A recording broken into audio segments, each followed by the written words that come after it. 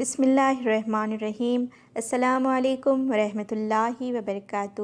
حضرت عائشہ رضی اللہ تعالی عنہا سے روایت ہے کہ انہوں نے جہنم کی آگ کو یاد کیا تو وہ رو پڑیں۔ رسول اللہ صلی اللہ علیہ وآلہ وسلم نے فرمایا، تمہیں کون سی چیز رلا رہی ہے؟ انہوں نے عرض کیا، میں نے جہنم کی آگ کو یاد کیا تو میں رو پڑی۔ تو کیا روز قیامت آپ اپنے اہل خانہ کو یاد رکھیں گے؟ رسول اللہ صلی اللہ علیہ وآلہ وسلم نے فرمایا، سن لو، 3 مقامات ہیں جہاں کوئی کسی کو یاد نہیں کرے گا میزان کے موقع پر، حتیٰ کہ وہ جان لے کہ آیا اس کی میزان ہلکی پڑتی ہے یا وہ بھاری ہوتی ہے۔